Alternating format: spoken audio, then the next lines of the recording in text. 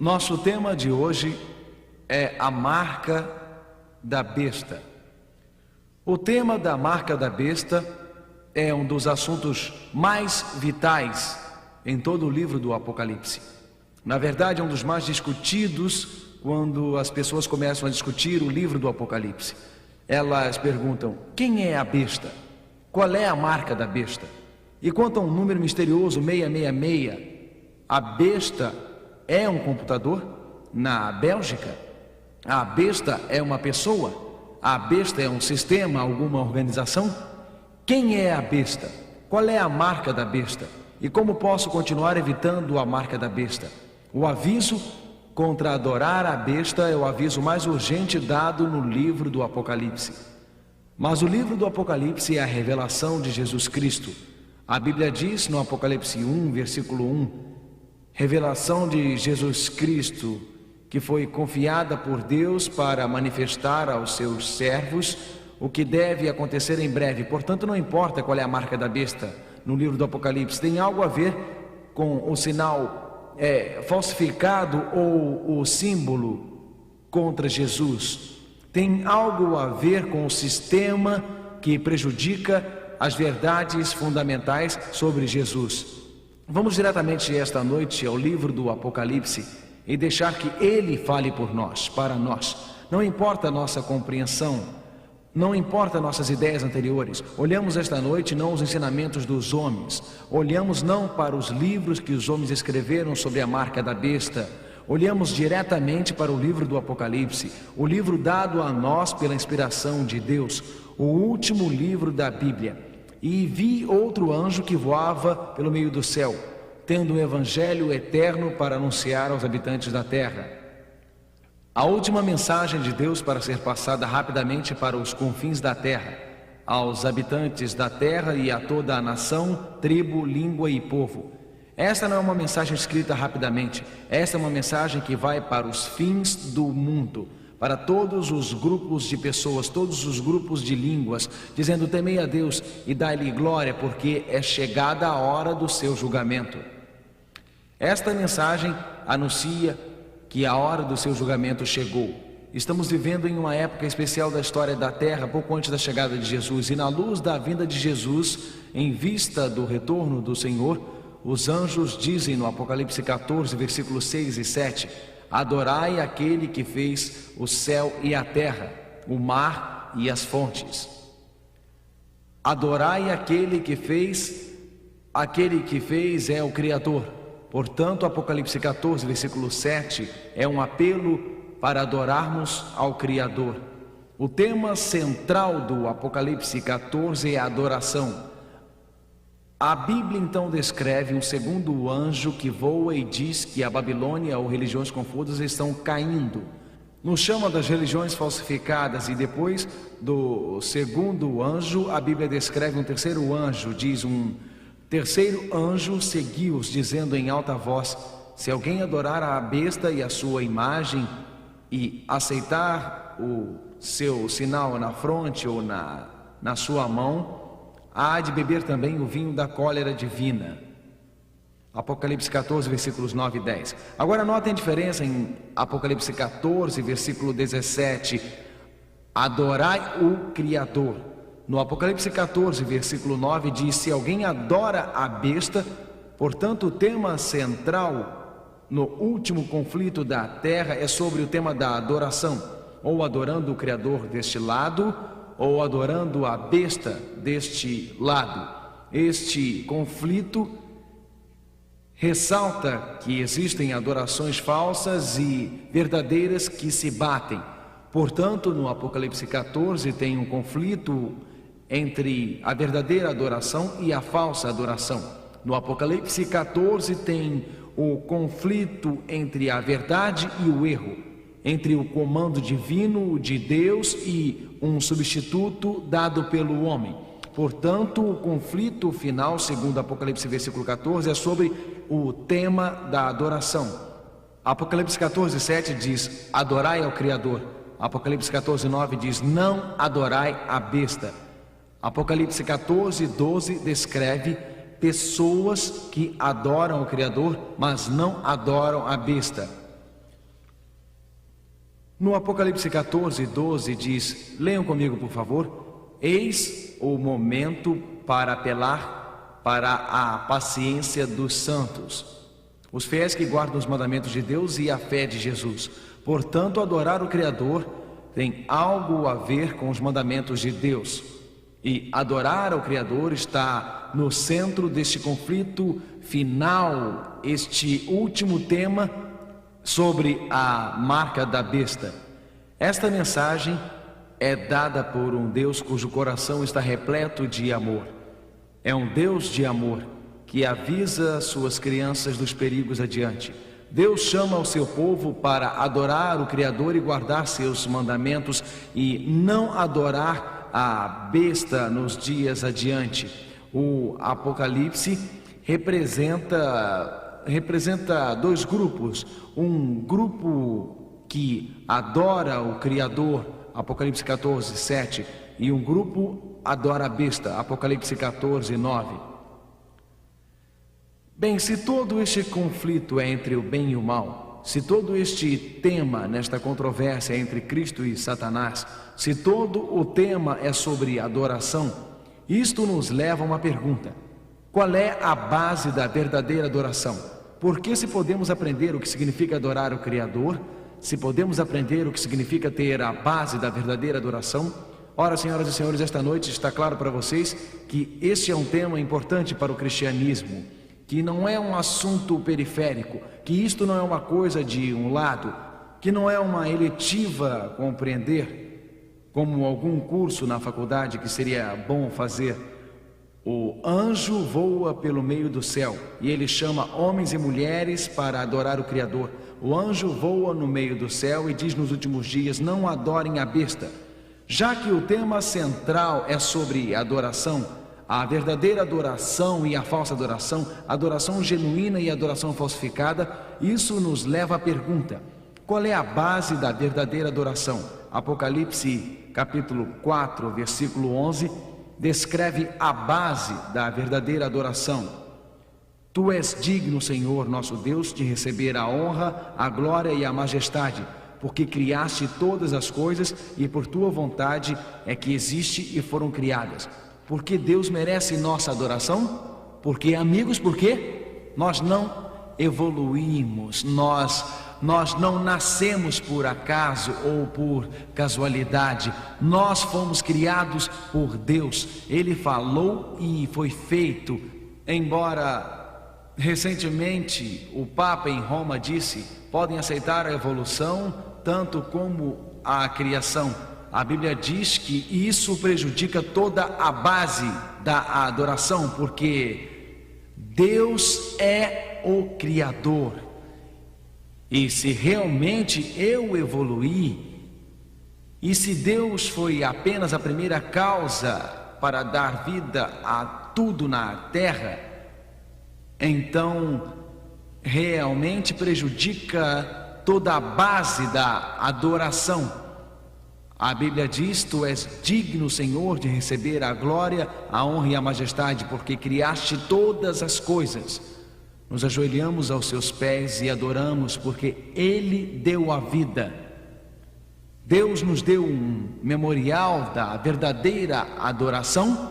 Deus nos deu um memorial da verdadeira adoração no coração de sua lei. Deus nos deixou um sinal em sua lei da verdadeira adoração de sua autoridade criadora. Vamos voltar à grande lei de Deus e vamos nos fazer a pergunta: existe um sinal de verdadeira adoração na lei de Deus, que é a verdadeira base, a verdadeira fundação de nossa vida cristã? O quarto mandamento diz: guardai o sábado. Deus diz: guardai, e grande parte do mundo esqueceu. Santifique-o. 6 dias trabalharás e farás todo o teu trabalho. Porém, o 7º dia, ou seja, o sábado, é o sábado do Senhor nosso Deus.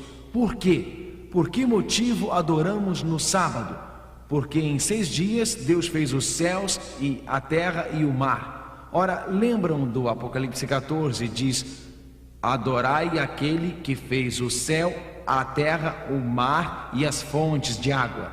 Portanto, o Apocalipse 14 nos pede para adorar o Criador. E o Apocalipse 14 diz: o centro do conflito final é sobre a adoração ao Criador. Apocalipse 4 diz que a base de toda adoração é que Deus nos criou. Êxodo 20, nos 10 mandamentos, diz que a maneira como adoramos Deus como Criador e o modo como exaltamos como Criador. O sinal, a bandeira contra a evolução é realmente o sábado. E a Bíblia diz: porque em 6 dias o Senhor fez o céu e a terra, o mar e tudo que contém, e repousou no 7º dia. E por isso o Senhor abençoou o dia de sábado e o consagrou. O sábado é a base de toda a verdadeira adoração. O sábado é a base de nosso louvor a Deus. É o sinal de que Deus tem um novo tempo de evolução. É o verdadeiro sinal de Deus. De fato, Ezequiel, o profeta, descreve o sábado como o verdadeiro sinal de Deus. Ezequiel 20:12. Institui para eles os meus sábados como sinal entre mim e eles, a fim de que reconhecessem que sou eu o Senhor que os santifica. Já que o sábado é um sinal de verdadeira adoração, e já que o sábado está na adoração dos 10 mandamentos, Satanás atacou o sábado. E ao ele atacar o sábado, ele ataca o Criador, ataca aquele que criou o céu e a terra. O sábado é um sinal. Ora, na Bíblia há um outro termo para sinal. Vejam se conseguem descobrir qual é. Romanos 4, versículo 11, leiam comigo. Ele está falando de Abraão e está falando sobre circuncisão. Era um sinal de que os judeus eram o povo de Deus na época do Velho Testamento. Porém, leiam isto comigo. Depois que recebeu o sinal da circuncisão como selo da justiça que tinha obtido pela fé, portanto podem chamar de sinal ou o quê? Um selo. Portanto, na Bíblia o sábado é um sinal de verdadeira adoração. O sábado é um selo de verdadeira adoração. De fato, em Isaías 8, versículo 16 diz, vamos ler juntos: vou recolher esta declaração e selar esta revelação para os meus discípulos. Onde está o selo de Deus? O selo de Deus está no que, amigos? A lei.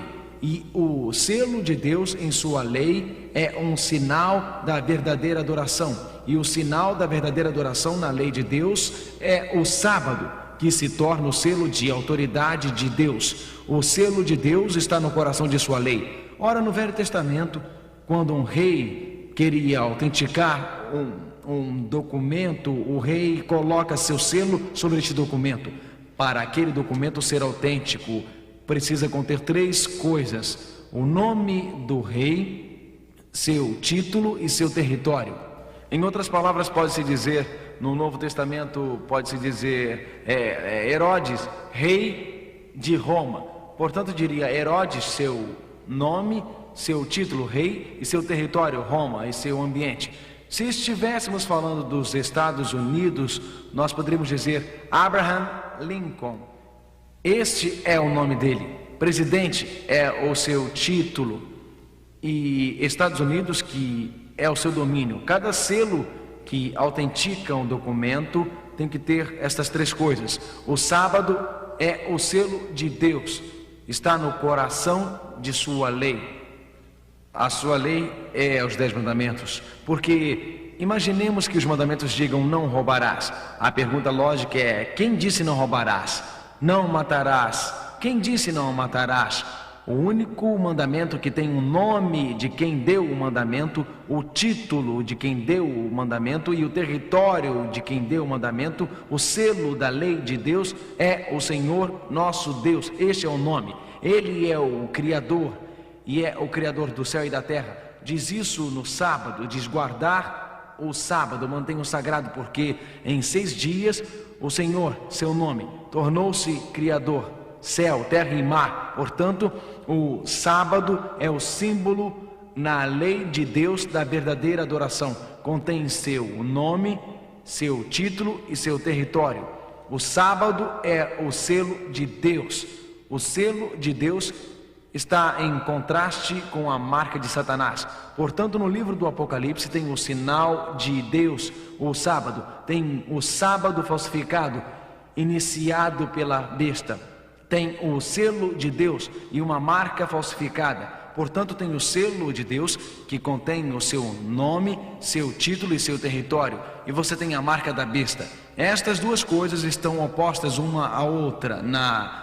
No Apocalipse capítulo 7, o livro do Apocalipse fala sobre uma época de grandes problemas. Fala sobre pragas que surgirão antes da vinda de Jesus. Fala sobre os ventos da destruição soprando sobre a terra. O Apocalipse diz na Revelação 7: vi outro anjo subir do Oriente, tendo o quê? O selo de Deus vivo. O sábado representa a lealdade a Deus. O sábado é o sinal externo da obediência a Deus. É o sinal de um coração que está comprometido com Deus. O sábado representa uma estabilização na verdade de Deus. Portanto, não podemos ser movidos. Vi outro anjo subir do Oriente, tendo o selo do Deus vivo, e pôs-se a clamar com que tipo de voz? Retumbante, aos 4 anjos aos quais fora dado danificar a terra e o mar, dizendo: não danifiqueis a terra, nem o mar, nem as árvores, até que tenhamos assinalado os servos de nosso Deus em suas frontes. A fronte representa a mente, até cada ser humano ter tido sua chance, cada ser humano ter tido a oportunidade de adorar o Criador, conhecer a verdade de Deus, compreender a diferença entre a verdadeira adoração e a falsa adoração, para compreender a diferença entre o genuíno e o falso, compreender a diferença entre o caminho de Deus e o caminho do homem. A Bíblia diz que Deus falou aos anjos sagrados: segurem os problemas, segurem a destruição. Deus lançou sua mensagem de verdade. Deixe milhares verem via televisão, via rádio, via páginas impressas, via lições da Bíblia, via tecnologia de satélite, que conheçam minha verdade, ó Senhor, que conheçam a verdade sobre a verdadeira adoração, que conheçam a verdade sobre minha lei antes do fim dos tempos. O selo de Deus e a lei de Deus estão ambas na fronte. Imprimirei minhas leis no seu espírito e as gravarei no seu coração. Por que Deus gravaria em nossos corações? Grava em nossos corações para que o amemos, para termos impulsos naturais de fazer o certo. Seu Espírito Santo entra em nossas vidas, ele nos transforma e amamos sua lei, amamos obedecê-lo, porque Jesus disse: tu me amas, guardai meus mandamentos. E o Cristo fez tanto por nós na cruz, nós o amamos, queremos obedecer. Notem que ele diz: eu imprimo minha lei em seu espírito. Antes dizia: o selo estaria na mente. A lei de Deus, o selo de Deus, o sábado de Deus como sinal da obediência por amor colocado em nossos espíritos. Ora, Satanás atacou o sábado, porque o sábado é o selo e o coração da lei de Deus. Portanto, Satanás atacou o sábado. De fato, em Daniel 7, versículo 25, diz que um poder religioso da terra surgira para pensar em mudar a lei de Deus. Portanto, se o tema do conflito final é sobre a criação em oposição à evolução, e se o tema no conflito final tem a ver com adorar ao Criador e amar a Deus tanto que eu obedeço e guardo o sábado como minha bandeira ou sinal de aliança a Ele, pelo meu amor, e se o demônio atacou a lei de Deus e tentou mudá-la, se isso realmente for verdade, então esta questão sobre o sábado e adoração e criação, a marca da besta tem relação com a mudança do sábado. Tem algo a ver com uma adoração falsa ou substituta, ou uma adoração falsificada. Que poder religioso terreno alega que tem a autoridade de mudar a lei de Deus? Existe um poder que alega que tem autoridade para mudar a lei de Deus? Existe esse poder? Existe um poder. Existem declarações históricas, centenas delas, datadas de centenas de anos atrás, nas quais a Igreja Romana declara que tem autoridade de mudar a lei de Deus.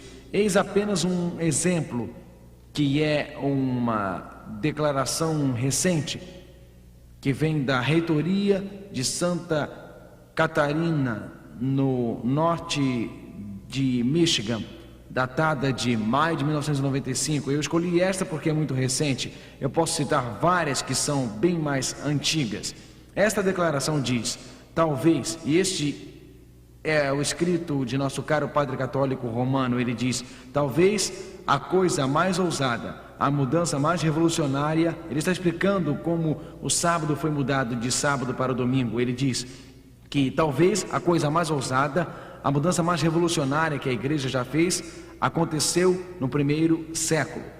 O dia sagrado, o sábado, é o que o padre diz, foi mudado de sábado para domingo. Não por alguma ordem encontrada nas Escrituras, mas pelo sentido do próprio poder da igreja. As pessoas, e isso é o que o padre diz, que acham que as Escrituras devem ser a única autoridade, deveriam logicamente tornarem-se adventistas do sétimo dia e guardarem o sábado sagrado. Ora, isto é da Igreja Católica de Santa Catarina, um jornal da paróquia de 21 de maio de 95, e sua lógica é impecável. Ele disse: se aceitam que o poder da igreja está acima da Bíblia, então devem guardar o domingo. Se aceitam que a Bíblia é suprema, então devem guardar o sábado e logicamente tornarem-se adventistas do sétimo dia. Acho que é uma lógica muito boa, não acham? Certamente é uma excelente lógica, amigos.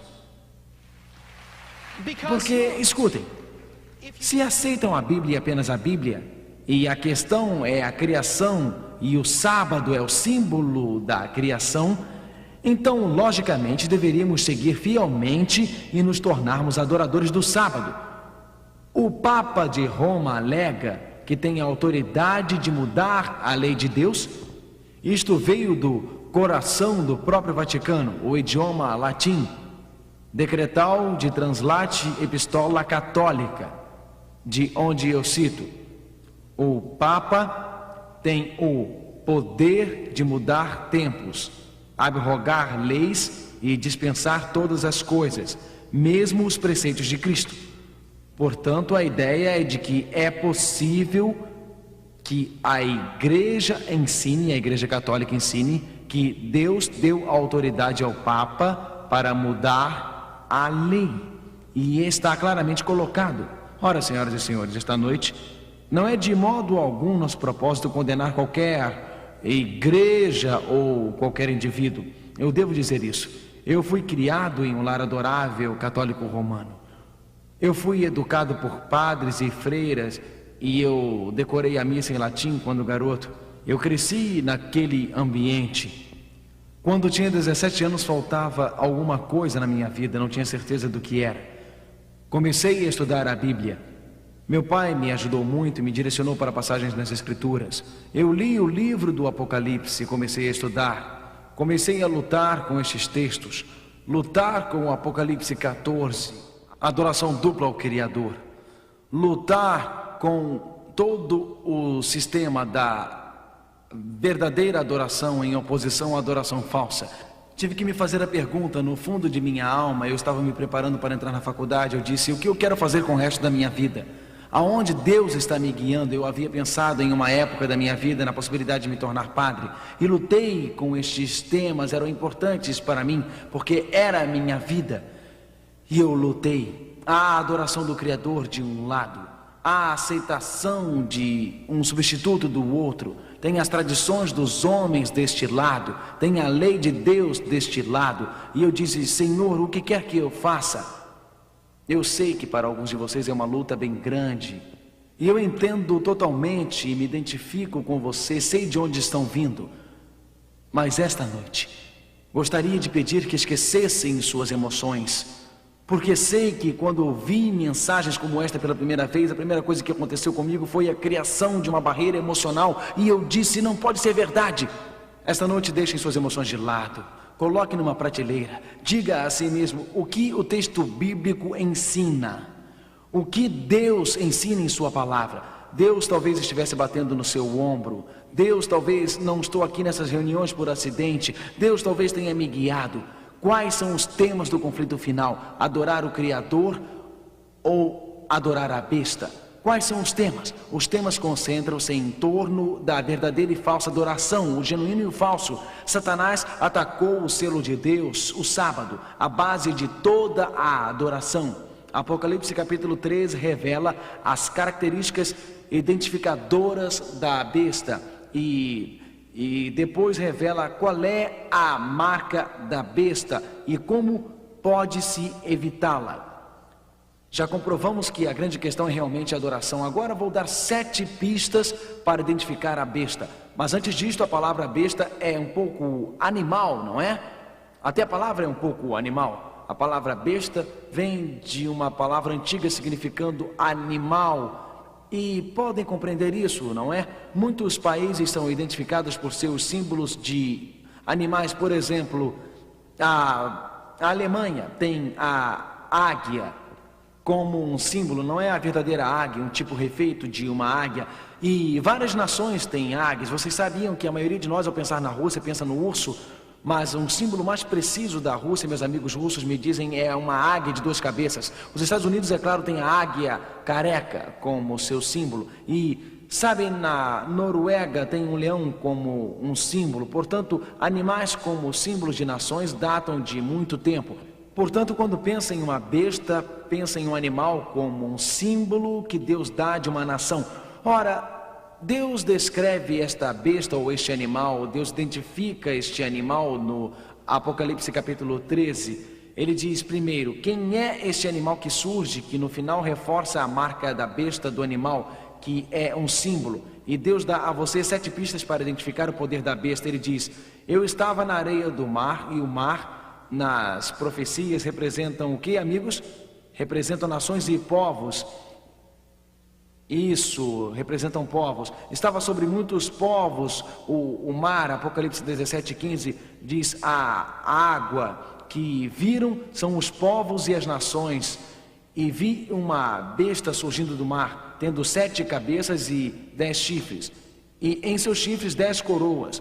E sobre suas cabeças um nome. A besta que eu vi era como um leopardo, seus pés como os pés de um urso, sua boca como a boca de um leão. Já vimos este urso antes? Vimos o urso antes? Vimos o leão antes? Vimos o leopardo antes?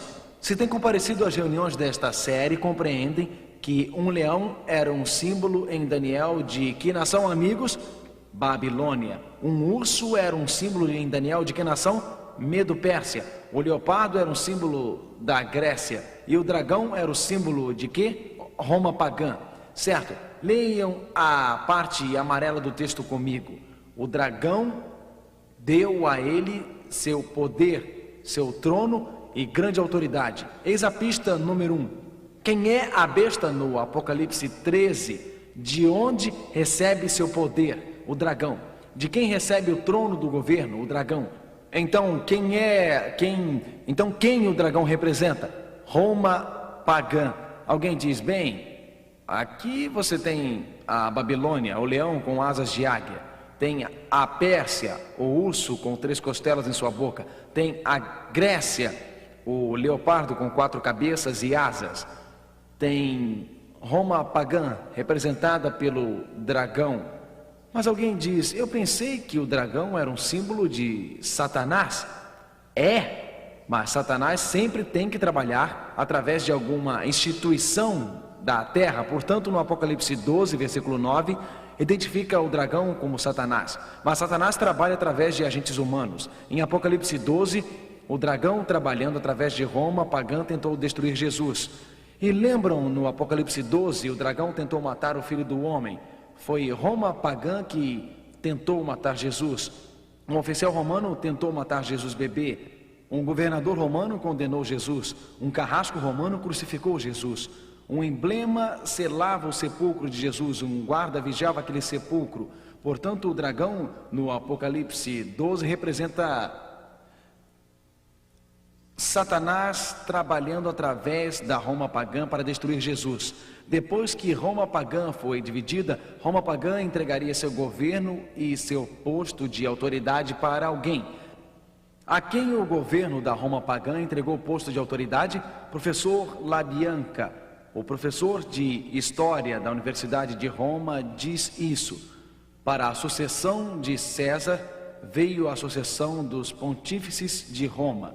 Quando Constantino saiu de Roma, ele deu seu trono ao pontífice. Portanto, Constantino viu o Império Romano se desmoronando. Ia levar seu quartel-general para Bizâncio, em Constantinopla. Ele deu o seu trono de governo para o pontífice de Roma. Este é um quadro fantástico, é um dos quadros de Rafael. O Vaticano tem alguns dos quadros mais fantásticos no mundo.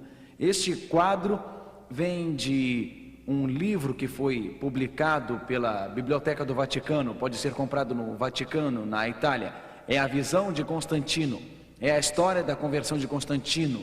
E está olhando para a cruz, mas todos os soldados romanos estão em volta de Constantino. Se olhar para o extremo direito do quadro, notará um dragão acima da seta sobre um patamar. A imagem do dragão sobre o brasão era um símbolo de Roma.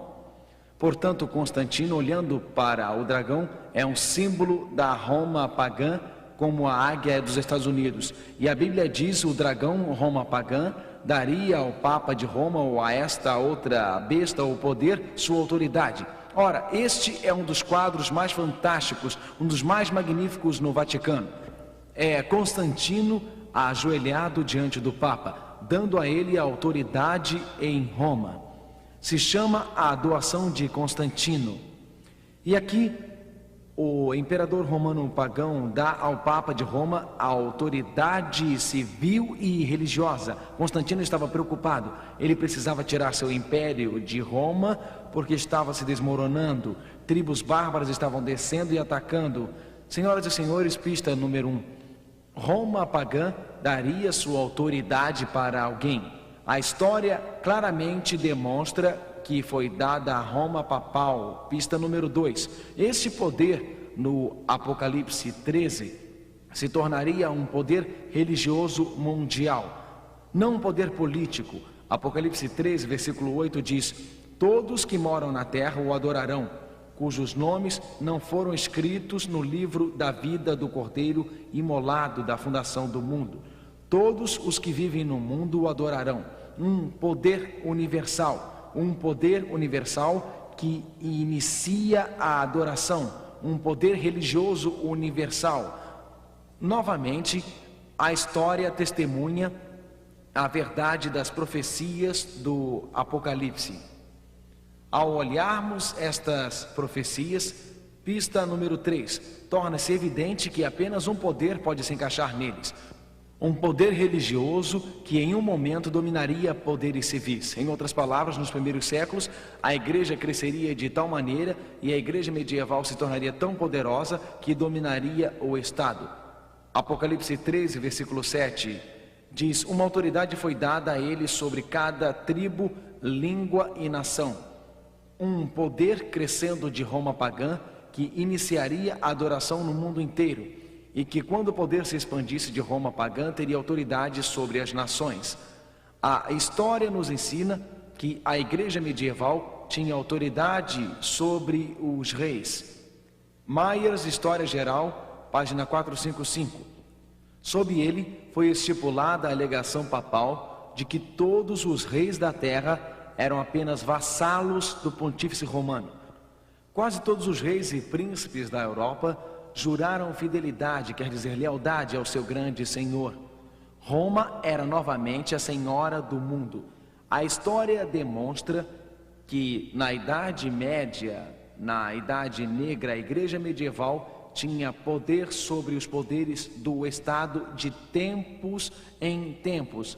E 4, o poder, segundo a Bíblia, teria um poder da blasfêmia. Isto é confuso para alguns. Apocalipse 13, versículo 6 diz: abriu, pois, a boca em blasfêmias contra Deus para blasfemar o seu nome, o seu tabernáculo e os habitantes do céu. O que é blasfêmia? Algumas pessoas acham que blasfêmia é fechar o punho e sacudir no rosto de Deus. Algumas pessoas acham que blasfêmia é declarar que Deus não existe. Então, mas o que é blasfêmia segundo a Bíblia? Jesus era chamado pelos judeus de blasfemador. Por que Jesus foi chamado de blasfemador? Certamente ele não era um blasfemador, mas por que eles o chamaram assim? João 10, versículo 33. Os judeus responderam a ele dizendo: não é por causa de uma boa obra que te queremos apedrejar, mas por uma blasfêmia. Porque leiam agora comigo: porque sendo homem te fazes Deus. Portanto, a definição de blasfêmia é quando um homem assume os privilégios e as prerrogativas que são de Deus. Jesus era um blasfemador? Jesus era um blasfemador? Por que não? Jesus era Deus, portanto, poderia exigir os privilégios de Deus, mas qualquer ser humano que assume essa prerrogativa e diz que tem esses privilégios, segundo a Bíblia, é um blasfemador. 2 Tessalonicenses 2, versículo 4. Aquele que se levanta contra tudo que é divino e sagrado, a ponto de tomar lugar no templo de Deus e apresentar-se como se fosse Deus. A Bíblia fala do afastamento da verdade, fala sobre um poder que nasce, que senta como Deus no templo de Deus. Este foi o decreto de líderes da igreja medieval antiga e papas. A Bíblia descreve a blasfêmia como assumir qualquer direito ou poder que pertence apenas a Deus. Foi o Papa Leão XIII que ecoou o sentimento de muitos dos líderes da igreja. Ele disse: nós temos sobre esta terra o lugar de Deus Todo-Poderoso. Esta pista realmente já encontramos. Mas os fariseus continuam novamente com Jesus, e os fariseus dizem isso em Lucas 5, versículo 21. E os escribas e os fariseus começaram a pensar e a dizer consigo mesmo: quem é este homem que profere blasfêmias? Quem pode perdoar pecados, senão unicamente Deus? Jesus disse à mulher que havia cometido adultério: seus pecados estão perdoados. Jesus disse a várias pessoas: seus pecados estão perdoados. Os fariseus disseram: isto é blasfêmia, porque apenas Deus pode perdoar os pecados. Quando qualquer padre na terra alega representar Deus no perdão aos pecados, a Bíblia diz claramente: só existe um Deus e um mediador entre Deus e os homens, o homem Jesus Cristo. 1 Timóteo 2, versículo 5. O Apocalipse é sobre Jesus, Jesus que é nosso Criador. Existe um dia substituto que foi estabelecido para obscurecer a criação. O Apocalipse é sobre Jesus, Jesus é nosso Criador. O Apocalipse é sobre Jesus, Ele é nosso Redentor. Existe apenas um que derramou o seu sangue, não pelos trabalhos das mãos de homens, mas pela graça de Deus. O Apocalipse é sobre Jesus, que é o nosso intercessor. Ele é o nosso pastor. O Apocalipse é sobre Jesus. Ele é o nosso rei que virá. Satanás falsificou um dia substituto para a criação. Satanás falsificou um sistema substituto com trabalhos e penitências e indulgências. Satanás falsificou padres humanos por Jesus. Satanás falsifica toda a ideia da segunda vinda de Cristo. A Bíblia diz: existe um Deus e um mediador entre Deus e os homens, o homem Jesus Cristo. A Bíblia diz: se confessarmos nossos pecados, Ele, Jesus, perdoará nossos pecados. Eu agradeço poder me ajoelhar diante de Deus e pedir a Ele, através de Cristo, que me perdoe. Pista número 5. Este seria um poder religioso que reinaria supremo por 1260 anos. O que isso significa? Babilônia, Medo-Pérsia, Grécia, Roma pagã. Roma pagã, então, foi dividida de 351 a cerca de 476 DC. Devíamos esperar que Constantino desse autoridade à igreja. Devíamos esperar que a igreja tivesse seu reino oficial dominando alguma época no século V e início do século VI. A Bíblia diz: foi-lhe dada a faculdade de falar intolerâncias e blasfêmias. Foi-lhe dado o poder de agir por 42 meses. O que será que isso significa? Na Bíblia havia 30 dias no mês bíblico e 42 meses. 30 vezes 42 equivale a 1260 anos. 30 dias no mês, 30 vezes 42 equivale a 1260, porque a Bíblia diz, Ezequiel 4, versículo 6, leiam comigo: cada dia que te concedo corresponde a um ano. Portanto, na profecia da Bíblia, um dia profético equivale ao quê? A um ano. Portanto, o poder da besta ou a igreja reinaria suprema por aproximadamente 1260 anos. A supremacia legalmente reconhecida do Papa começou em 538 DC.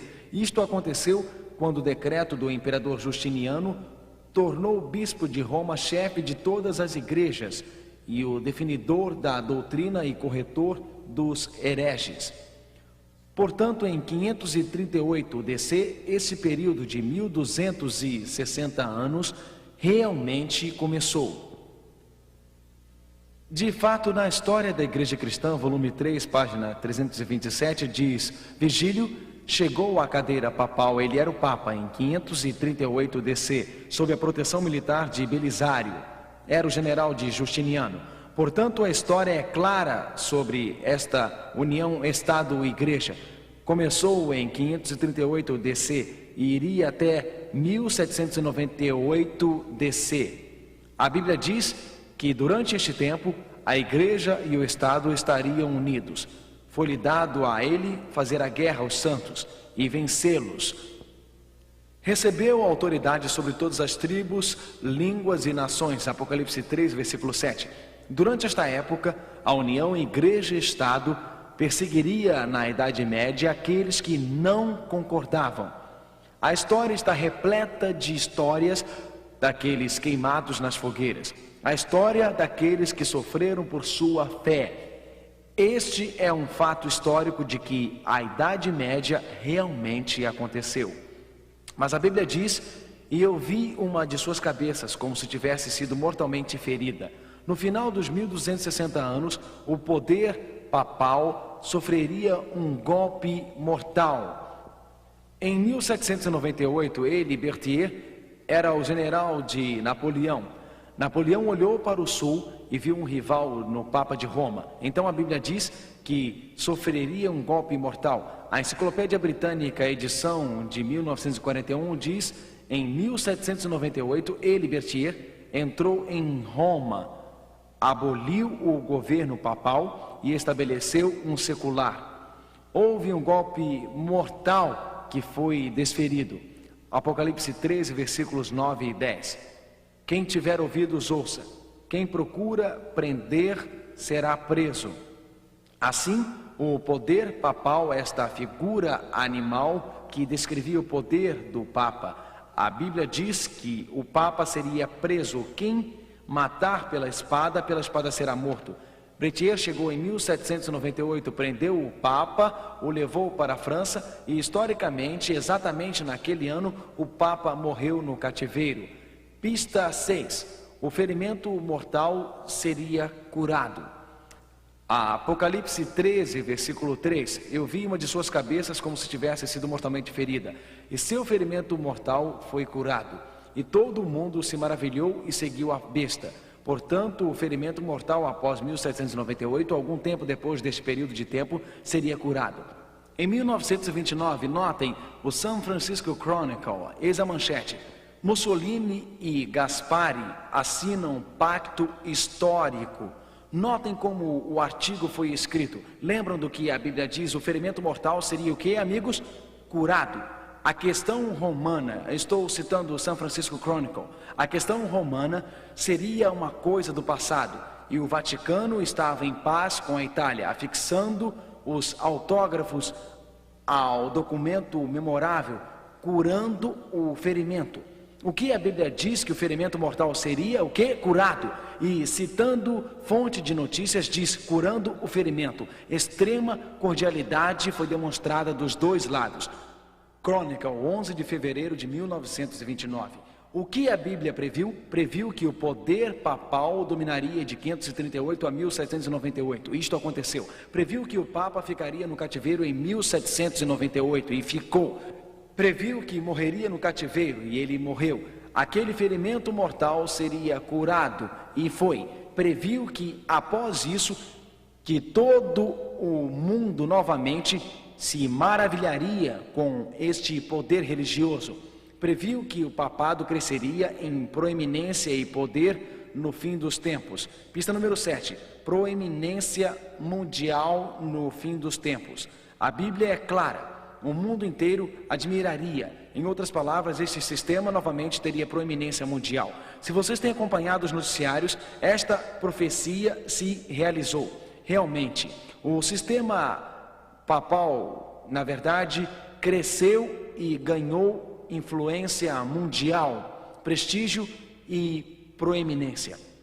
No livro do Apocalipse, a Bíblia ensina que a questão central nos últimos dias é a adoração. Apocalipse capítulo 13, versículo 18 diz: eis aqui a sabedoria, quem tiver inteligência calcule o número da besta, porque é número de um homem e esse número é 666. O que este número 666 significa? Lembram que Deus criou o mundo em 6 dias e descansou no 7º? No livro do Apocalipse, a besta é um símbolo de um poder político religioso. E o número 666 é um símbolo. Por todo o Apocalipse, o número 7 representa a perfeição e inteireza.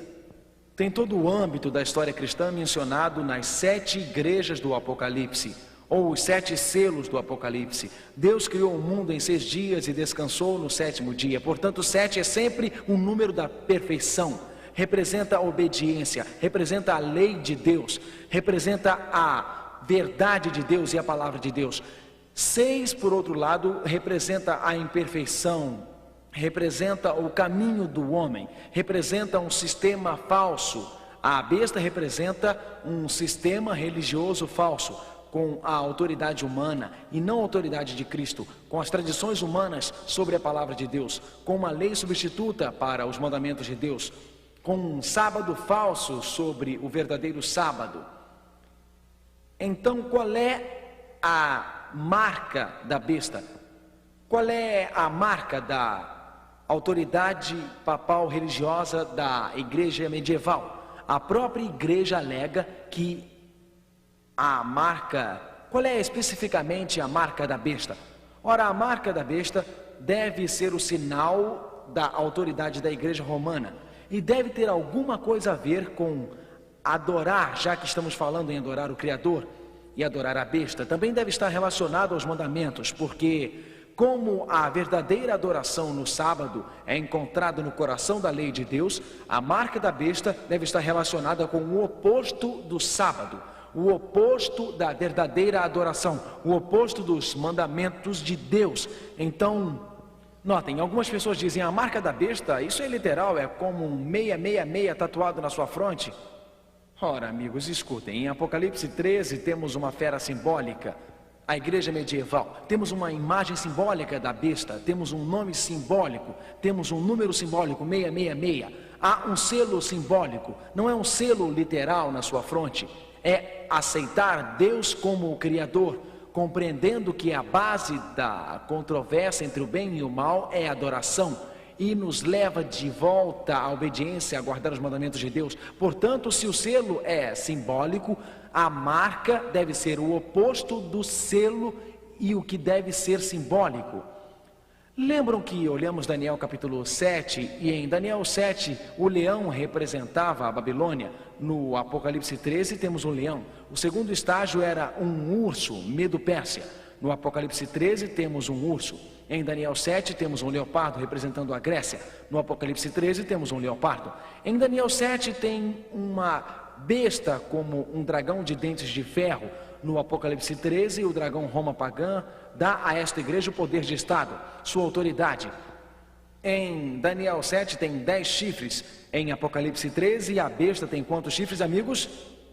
Número 5, 10 chifres. Em Daniel 7, o pequeno chifre diz grandes coisas. No Apocalipse 13, a besta diz blasfêmias. Em Daniel 7, a igreja medieval dominou por 1260 dias ou anos. No Apocalipse 13, a igreja medieval reina por quanto tempo? 42 meses. E aqui se torna fascinante. Você tem todos esses paralelos nos dois livros. Olhem, em Daniel 7, o pequeno chifre muda a lei. No Apocalipse 13, ele possui a marca da besta. É tão lógico. A questão é adoração. A questão está relacionada com a lei de Deus. A marca da besta está relacionada com a mudança na lei de Deus. E está relacionada com o sinal da autoridade papal. E e está relacionada com a questão da adoração. O que a igreja papal em si alega que é o sinal de sua autoridade? Vamos voltar aos escritos de um católico romano. Lembram o que Daniel disse, que haveria tentativas de mudar a própria lei de Deus? Ora, um associado de Cardeal Gibbons escreveu numa carta em 28 de outubro de 1895, em resposta a uma pergunta de um questionário que dizia: a igreja mudou o sábado? Agora olhem isso, o ponto crítico. É claro que a igreja católica alega que a mudança foi ato dela, ou seja, a mudança do sábado para domingo é ato, é uma marca de seu poder eclesiástico e autoridade em questões religiosas. A própria igreja diz que a mudança de sábado para domingo é uma marca de sua autoridade, é uma marca de seu poder. O registro católico, em 1º de setembro de 1923, estava respondendo a esta mesma pergunta e disse: domingo é nossa marca de autoridade. A igreja está acima da Bíblia. E esta transferência da observação do sábado é prova deste fato. Estão vendo quais são as questões, senhoras e senhores? A questão nos dias finais é sobre a adoração, a verdadeira adoração ou a falsa adoração. Adoração no verdadeiro sábado ou aceitando um sábado falso. Eu vou ser bem claro. Alguém tem a marca da besta hoje? A marca da besta é a marca da autoridade papal na alteração do sábado, o 7º dia, para domingo, o 1º dia. Mas ninguém tem a marca da besta hoje. Até a questão surgir diante das massas e até a igreja e o Estado se unirem reforçando o sábado falso, ninguém receberá a marca da besta. Ninguém receberá a marca da besta até a legislação religiosa ser passada reforçando o sábado substituto. Vocês dizem, espera um pouco, o Apocalipse realmente ensina que nossa liberdade histórica será destruída?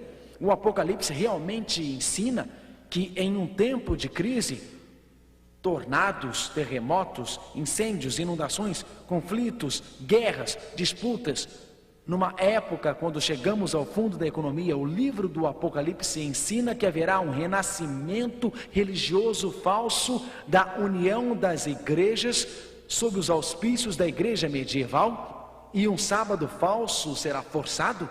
Notem o que o Apocalipse ensina, o que nos reserva o futuro.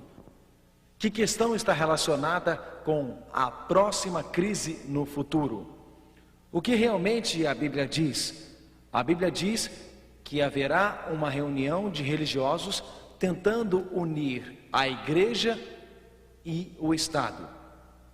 E diz, ele causa tudo, tanto pequenos quanto grandes, ricos e pobres, livres e escravos, para receberem uma marca sobre sua mão direita ou sobre suas frontes. O que significa uma marca sobre a mão direita ou sobre sua fronte?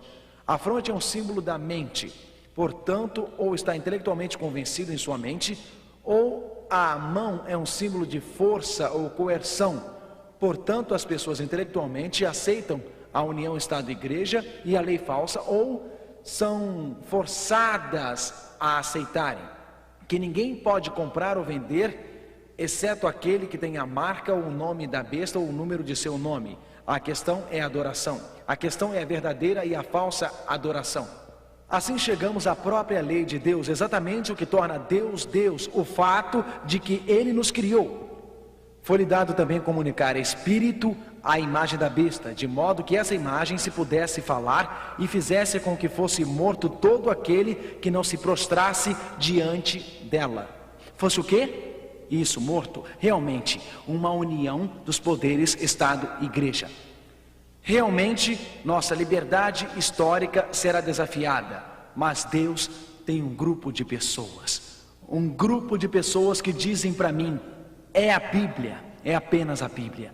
Deus terá um grupo de pessoas que dirá para mim, é a palavra de Deus. Não quero mais as tradições dos homens. Na época de Pedro, os líderes religiosos se uniram com os poderes do Estado romano E na época de Pedro, quando os líderes religiosos se uniram com os poderes do Estado romano, Pedro foi jogado na prisão.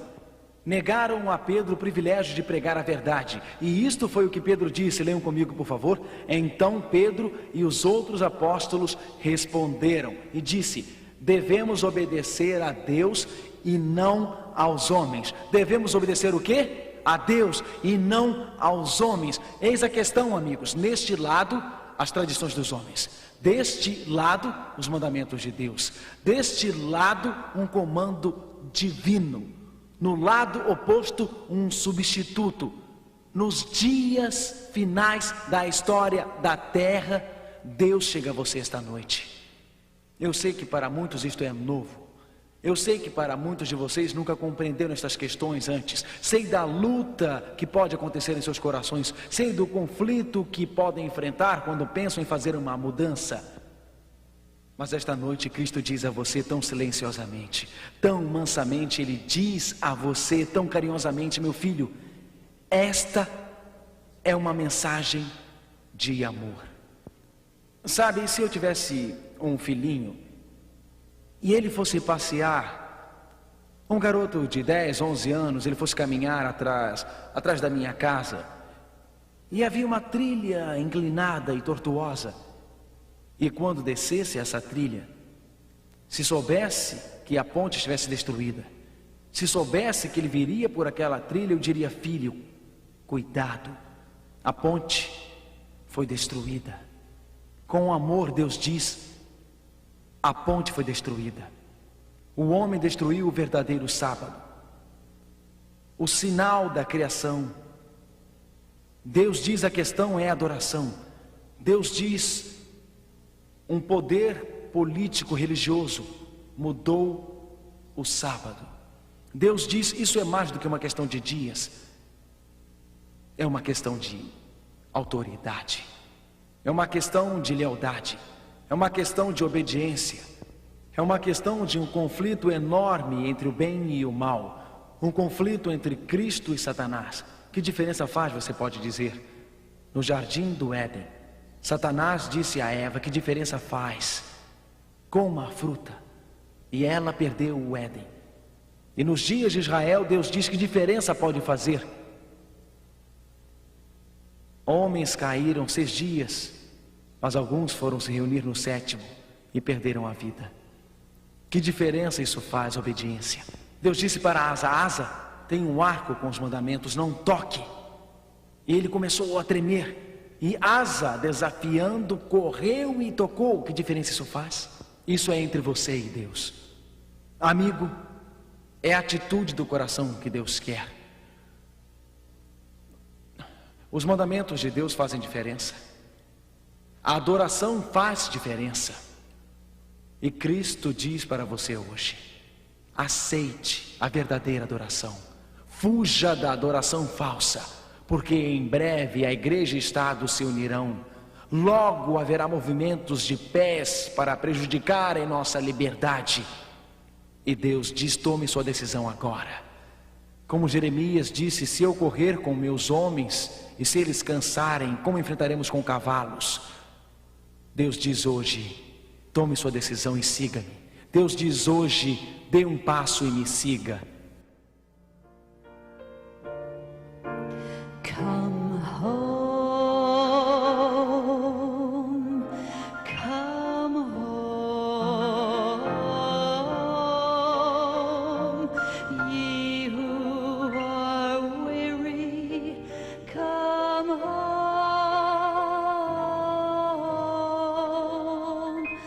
earnestly, tenderly, Jesus is calling, calling, oh sinner, come home.